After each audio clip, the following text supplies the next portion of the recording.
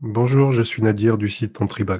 Aujourd'hui, je vous emmène à la rencontre de Sorana Gaïa Magali, qui est la présidente de l'association Passion et Danse du Monde et qui est membre de la tribu des filles de Gaïa. Comme vous le savez peut-être déjà, depuis quelques années, Magali travaille sur un projet qui s'appelle Djerba la Douce. Évidemment, je me suis dit, et si j'allais lui demander ce que c'est ce projet, comment c'est né, quels sont les objectifs? Aujourd'hui, sur ce podcast, Magali va donc répondre à toutes ces questions. Vous me suivez? On y va.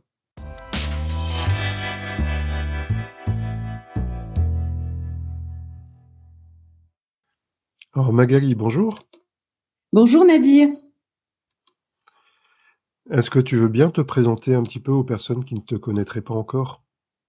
Absolument. Bonjour, donc je suis Sorella Gaïa Magali, présidente de l'association Passion et Danse du Monde sur la Côte d'Azur, dans un petit village à 25 km de Nice. Je gère aussi la tribu Les Filles de Gaïa.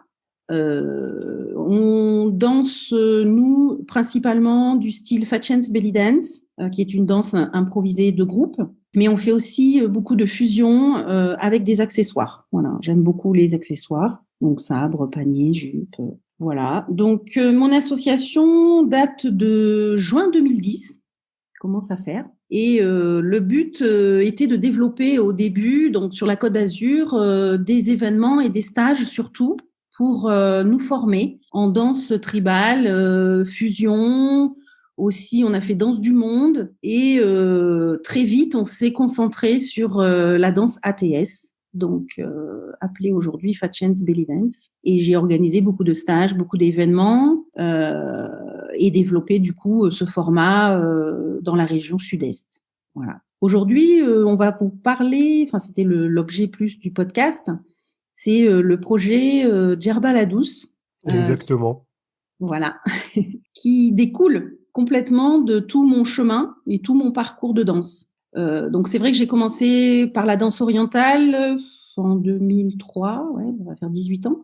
Très vite, voilà, j'ai aimé la fusion, j'ai fait des danses gypsy, j'ai voulu découvrir beaucoup de styles, danse indienne, un peu de flamenco. Mais il y avait toujours pour moi quand même le cœur de la danse orientale et de l'Orient qui était quand même très présent par ma formation de base et par mes goûts aussi personnels, artistiques et esthétiques, on va dire. Et donc, au fil des rencontres et des spectacles, tout a commencé parce que j'ai rencontré en fait Kamel Bala, qui est donc un musicien, qui est percussionniste et qui est niçois, mais qui vit à Toulouse depuis plusieurs années, mais qui vient régulièrement sur Nice parce qu'il a sa famille. Et on a fait un spectacle avec lui. Et à l'époque, avec une troupe de danse orientale, donc avec mon professeur Jaïda.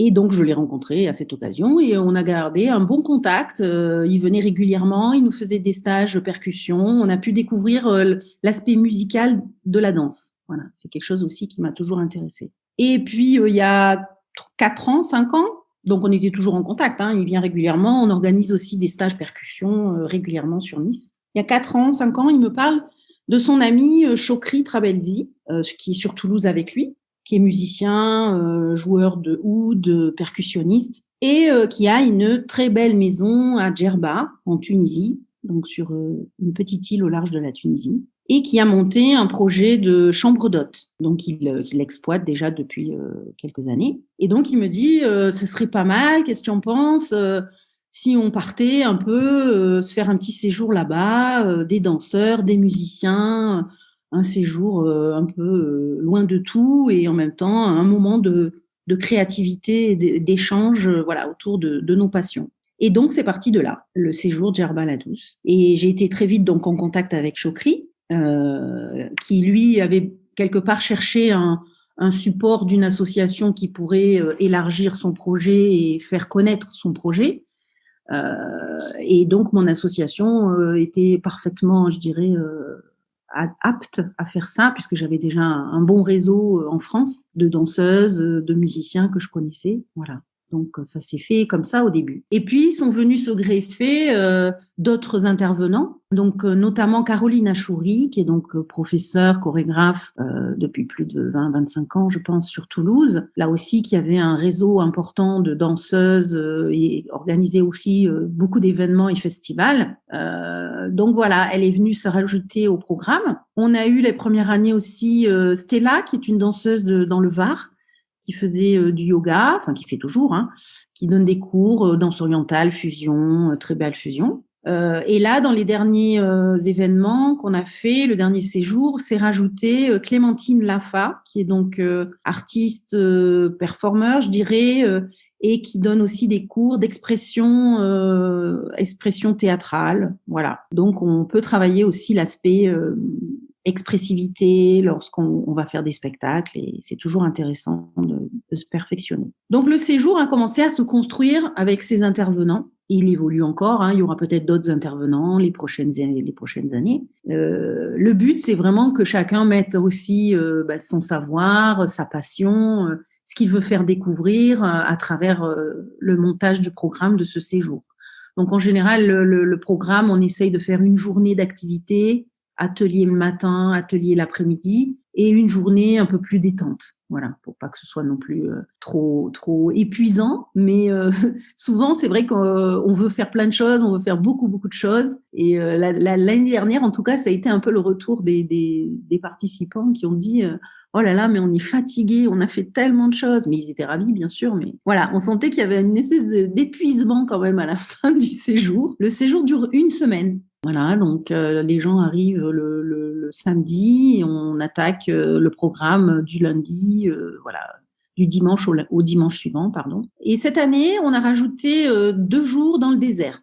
Bon, là aussi, il y avait une demande. En fait, on essaye aussi un peu de s'adapter aux demandes des gens, leurs envies, voilà, ce qu'ils veulent partager et découvrir. Voilà. Donc, on va partir 2 jours et on fera une nuit en bivouac dans le désert. Donc là, on va quitter l'île de Djerba, hein. On prend un petit bateau et on va se retrouver donc en Tunisie, sur le continent, et on descend au sud de la Tunisie jusqu'au désert Sahara. Voilà. Donc cette année aussi se rajoute un nouvel intervenant, parce qu'on a vraiment voulu aussi associer des artistes locaux, hein, ce qu'on a fait déjà les précédentes années aussi. Donc il y aura cette année un professeur réputé maître de ballet à Tunis, donc spécialisé dans les danses folkloriques tunisiennes. Voilà, donc ça fait vraiment comme ça un programme complet. Donc c'est Kira Obeidallah qui viendra nous initier au folklore, au code de ces danses et à l'histoire aussi de ces danses. Ce qu'on veut surtout, c'est que les gens viennent tous avec leur bagage, hein, j'ai envie de dire, soit des danseuses, soit plutôt des musiciens, parce qu'il y a un programme uniquement percussion, pour ceux qui veulent faire que de la musique. Et il y a un programme danse et percussion. Voilà. Mais après, chacun est libre, hein. Comme je dis, il y a un programme. Si on veut faire de la bronzette autour de la piscine, il n'y a pas de problème, hein. On est là aussi pour passer tous un bon moment et faire aussi en fonction de nos capacités, de nos conditions physiques. Voilà. Mais en général, les gens, ils veulent tout faire. Voilà. Donc c'est vrai qu'on veut que les gens fassent le tour, je dirais, le tour de tout ce qu'ils peuvent approfondir pour enrichir leur pratique, leur danse, leur connaissance, la culture, l'histoire. La particularité, c'est que voilà, on est dans une maison djerbienne, donc on vit à côté d'une famille djerbienne. Il participe à tous nos événements d'ailleurs. On est à la maison en fait, hein. On va chez Chokri, il a toute sa famille autour de lui qui vient régulièrement, qui participe ou qui vient nous aider ou qui fait partie aussi du programme, puisque là aussi il fait intervenir toute sa famille pour la logistique, hein. Donc préparer les repas, l'entretien de la maison, les taxis qui nous amènent au souk quand on veut aller acheter des bijoux. Voilà, il a ses sœurs aussi qui viennent nous faire la soirée aînée, voilà, où on découvre là aussi la pratique, la culture et l'histoire derrière. Voilà, et ce qu'il veut, c'est qu'on vive comme en Tunisie, comme sa famille vit, et qu'on ressente justement là aussi les émotions à travers nous, c'est cette culture qui nous attire, c'est la musique, c'est la danse qui nous attire, et comprendre comment les gens le vivent là-bas. Ils le vivent au quotidien, bien sûr. Hein. La danse, la musique fait partie du quotidien. En Occident, on est un peu déconnecté de ça. Et je pense qu'on a besoin de se reconnecter à ces choses-là. C'est ce qui nous manque. Et on vit en famille, on vit dans une grande famille. Donc, on est toujours très nombreux, très, très entourés. Le soir, il y a tous les amis qui viennent, de la famille, il y a tous les musiciens qui sont là, des danseuses aussi qui viennent. En fait, tous les soirs, c'est la fête. Hein. C'est pour ça qu'on est fatigué à la fin du séjour, parce qu'on a des ateliers toute la journée et le soir, on fait la fête. Voilà, mais c'est vraiment, c'est unique. Voilà, on est en immersion 24 heures sur 24. Bon, allez, on dort 6 heures, pas plus. Et dans un cadre en plus vraiment magnifique. Hein, la maison est moderne, tout équipé, mais dans un style gerbien. Il y a une piscine. On est super bien. Et voilà, le but c'est qu'à la fin les gens ils partent avec une autre vision de la danse, de la musique, de la pratique de ces danses et musiques. Ça aussi c'est intéressant parce que moi perso, je fais aussi les ateliers de percu avec Kamel, mais il nous apprend ça, je dirais, d'une façon très pédagogique, théorique. Il y a beaucoup de Et le soir, c'est sympa parce que chacun, on sort la derbouka et on joue avec les musiciens locaux. Et là, on joue complètement différemment. On sent qu'il y a une spontanéité, on sent qu'il y a un vécu, il y a une sensibilité de la musique qui est différente et qui permet de nous lâcher aussi, d'un petit peu se lâcher parce qu'on est moins dans la pédagogie et dans la réflexion tout le temps, à compter les rythmes ou à essayer ça c'est le maximum, ça c'est le baladi. Voilà. On oublie tout ça. Alors je dis pas il faut l'oublier, hein, mais on se lâche, voilà, tout en ayant des bases, des bonnes bases pour certains qui pratiquent depuis longtemps la musique.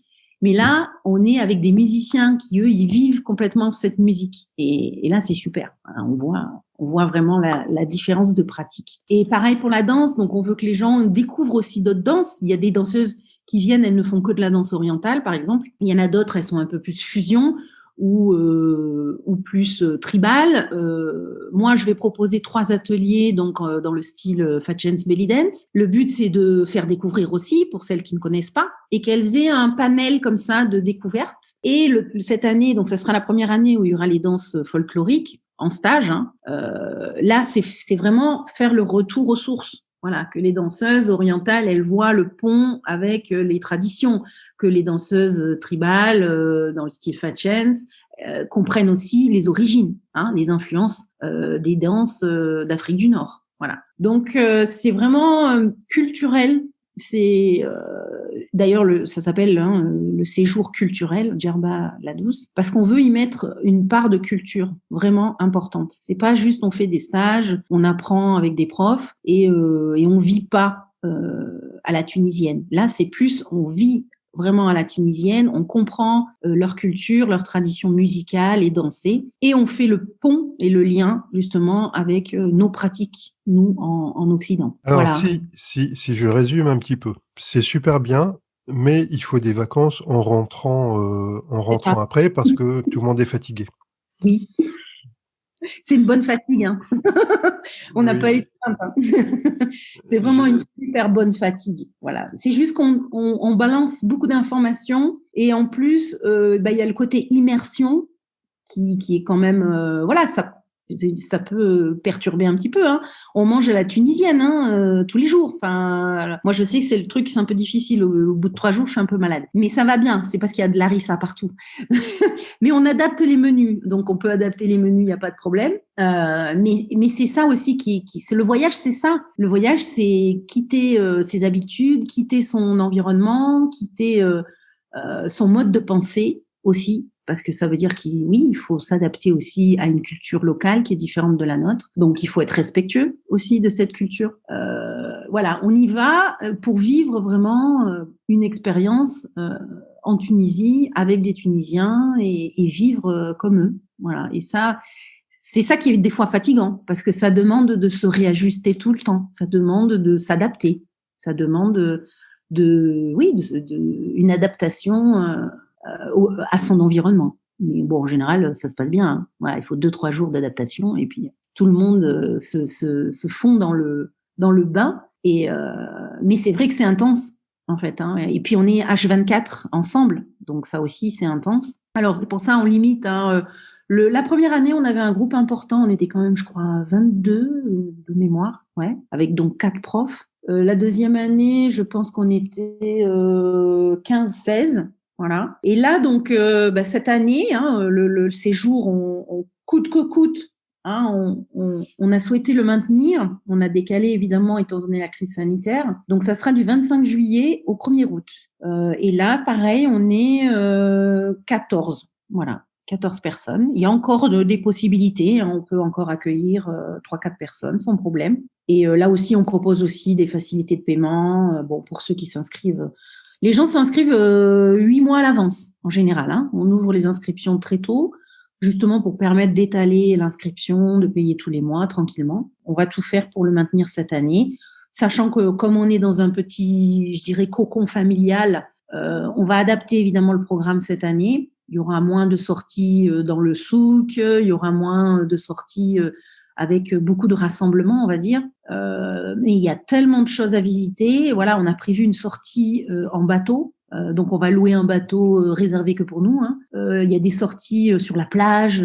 Voilà, on a la sortie dans le désert. Donc, c'est pareil, hein, on sort, on n'est que en groupe avec nous. On va pas se fondre dans une masse de touristes. Bon, de toute façon, je pense que même encore cette année, ça sera assez limité au niveau du tourisme. Donc, tant mieux pour nous. Voilà, on adapte le programme, évidemment, en fonction de la situation. Mais bon, sachant qu'on est beaucoup à la maison entre nous, ça va pas changer grand-chose. On fera venir quelques musiciens et danseuses de l'extérieur, mais tout se passe en extérieur. Il y a une grande terrasse extérieure, voilà, où on mange dehors. On fait les stages dehors, alors sous une tente, hein, c'est tout ombragé bien sûr.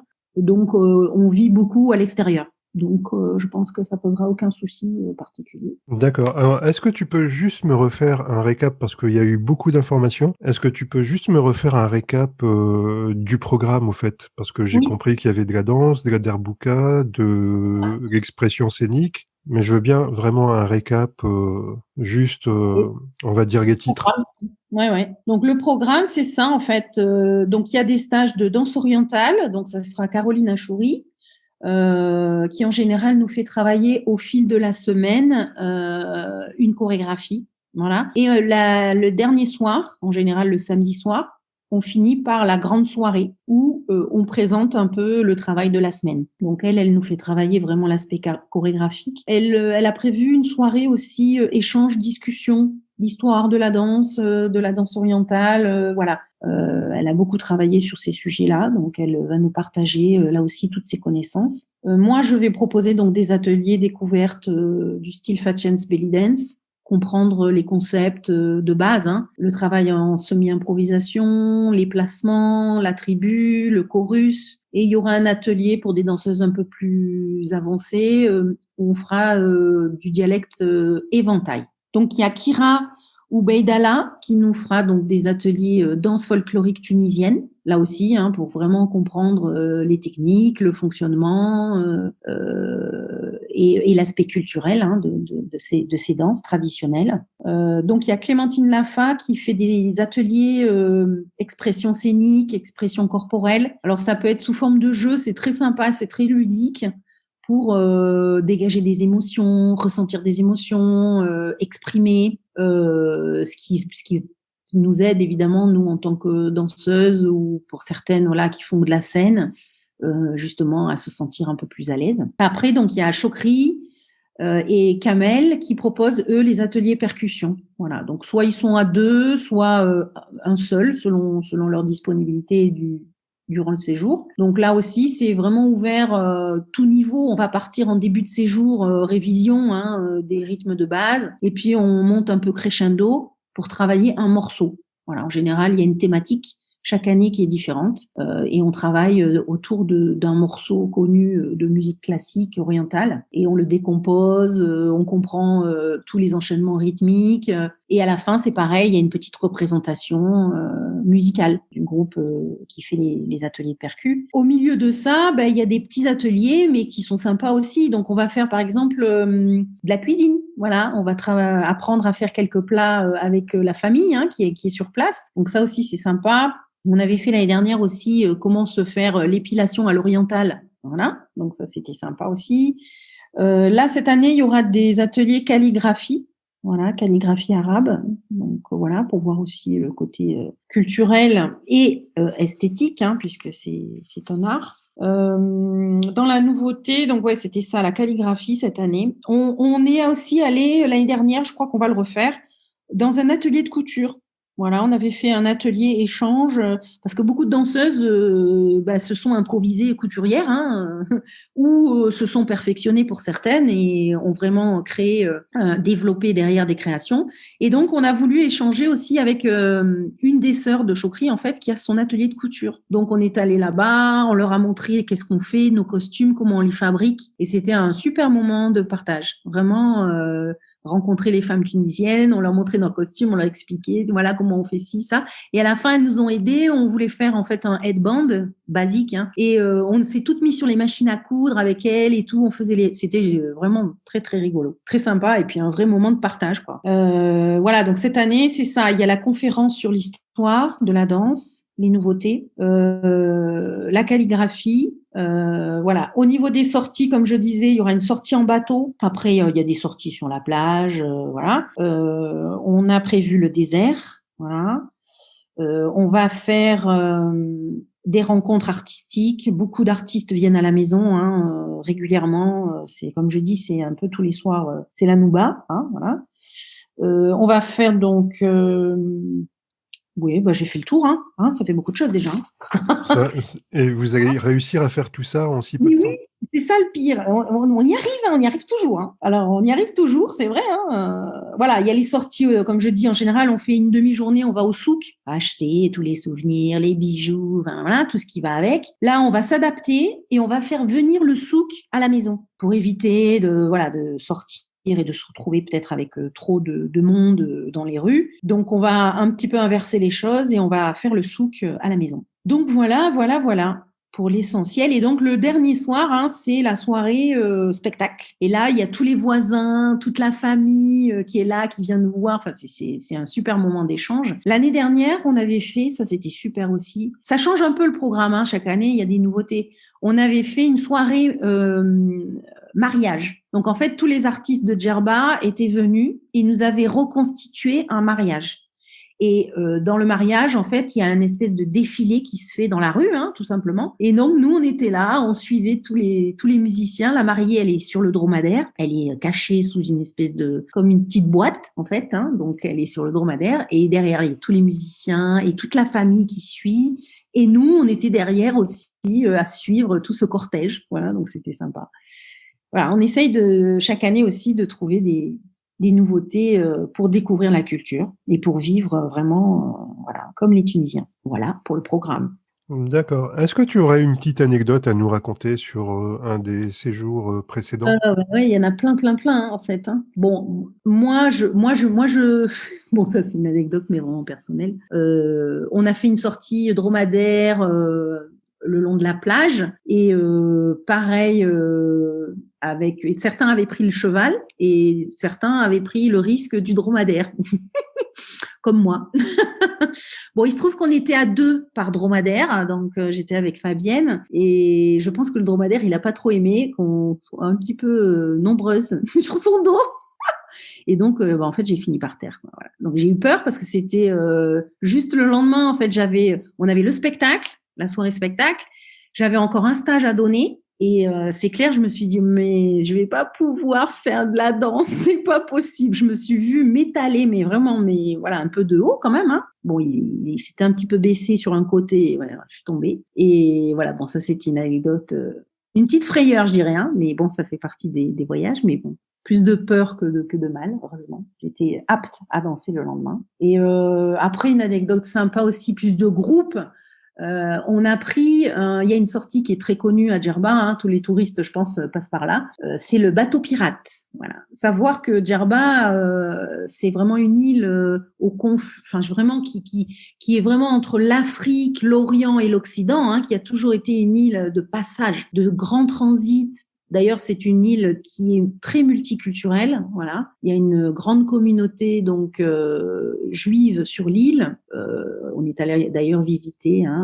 Voilà, il y a l'Agriba, voilà, qui est un peu le cœur de la communauté juive nord-africaine. Donc, ça a toujours été une île de transit, de voyageurs, et de pirates, bien évidemment, qui utilisait peut-être cette île comme point de stratégique.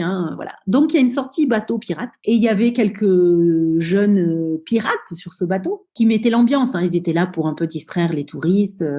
La traversée, on va sur une autre île, en fait. Bon, elle dure quoi? C'est pas long, mais bon, elle dure quand même 1 heure, 1 heure et demie, 1 heure, une bonne heure, avec un bateau à voile, évidemment, qui va très lentement. Et donc, ils étaient là pour animer, musique, ils faisaient danser un peu les touristes. Bon, la plupart des touristes étaient très timides ou sur la réserve. Et nous, ben évidemment, un groupe de danseuses, on n'attendait que ça. Et donc, ça a fini qu'on a mis une ambiance sur le bateau terrible.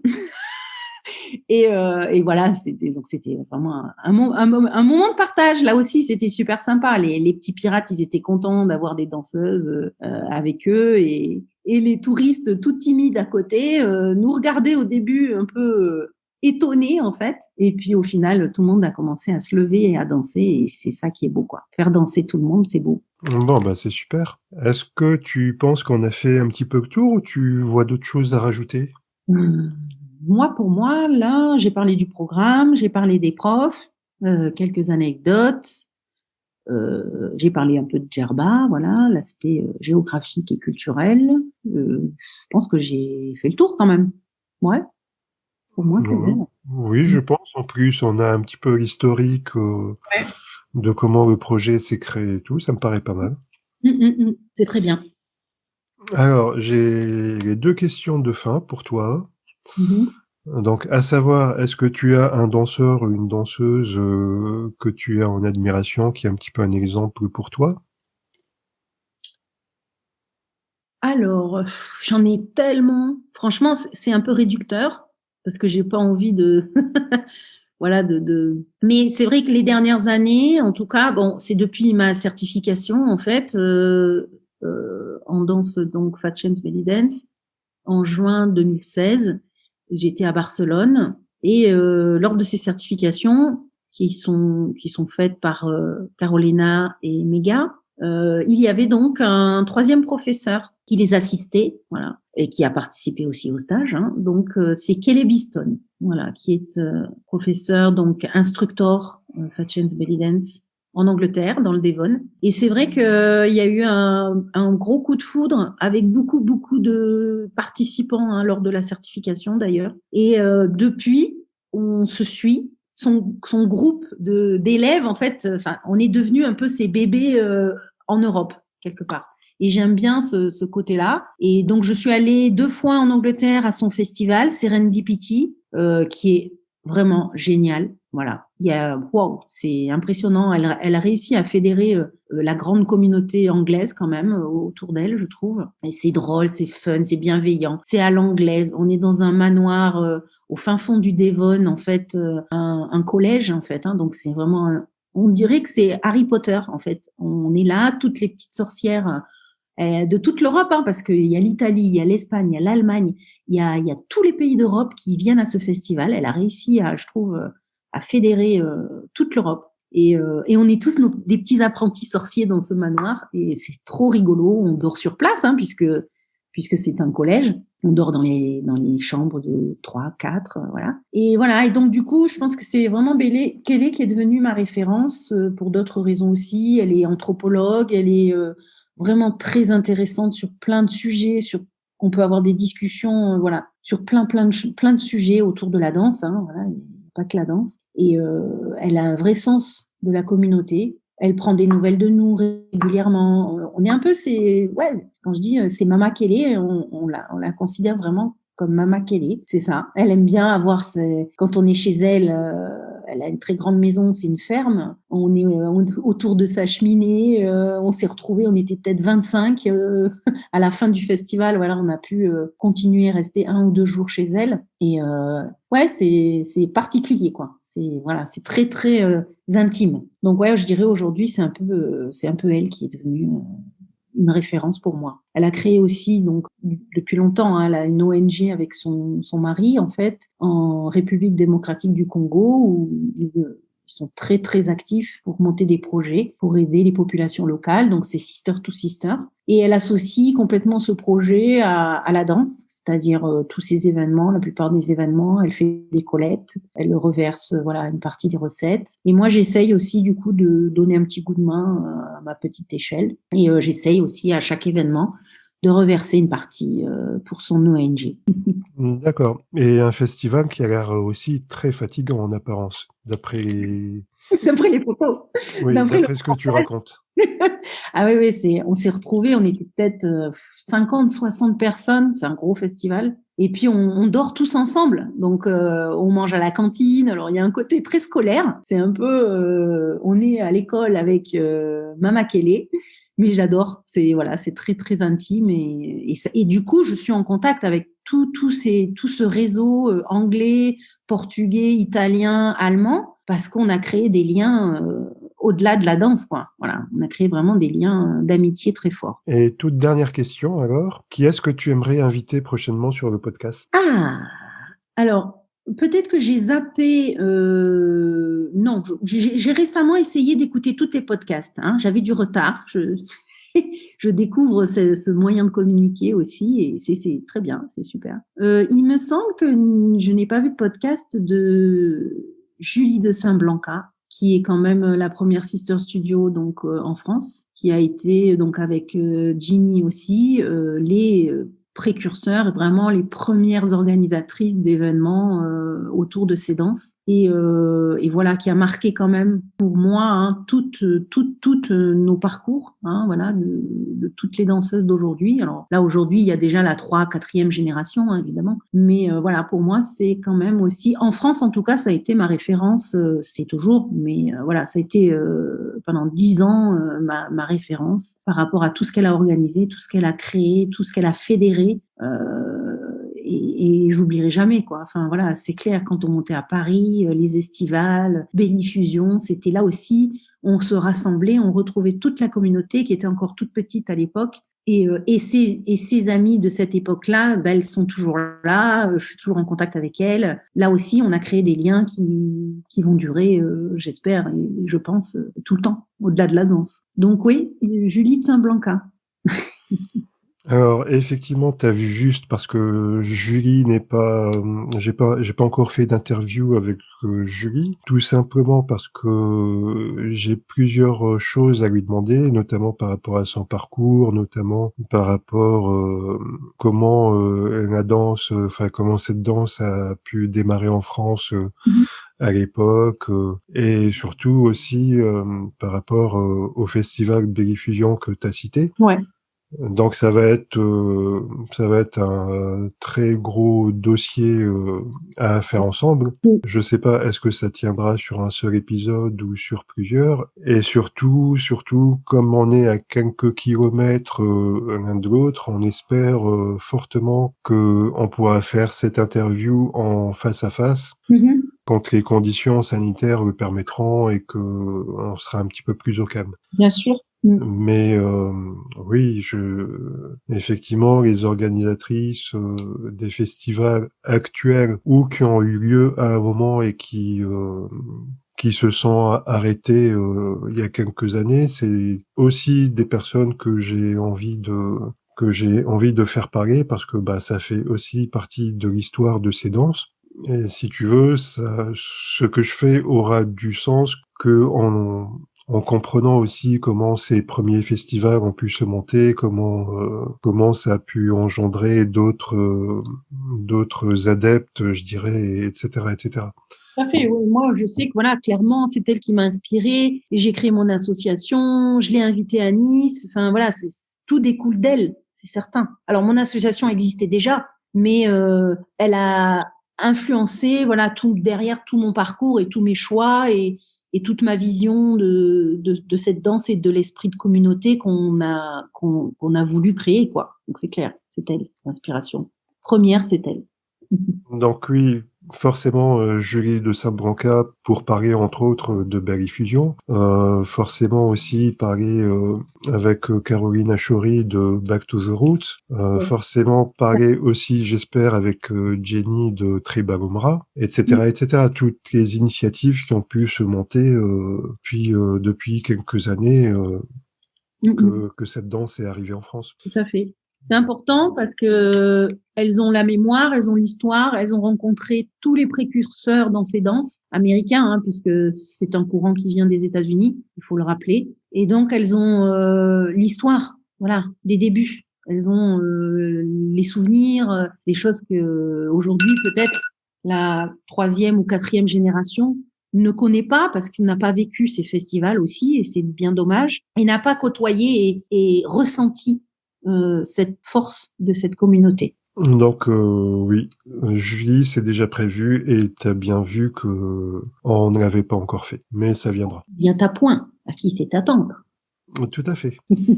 Bon, Magali, je te remercie beaucoup d'avoir pris le temps. Ben, merci à toi, hein, surtout. J'espère que tu as pu t'exprimer sur tout ce que tu voulais. Tout à fait. Voilà. Et donc, rendez-vous sur les réseaux et sur le site de ton asso pour en savoir plus sur le projet. Ok, très bien. Merci À, beaucoup. à bientôt, Magali. Et à bientôt.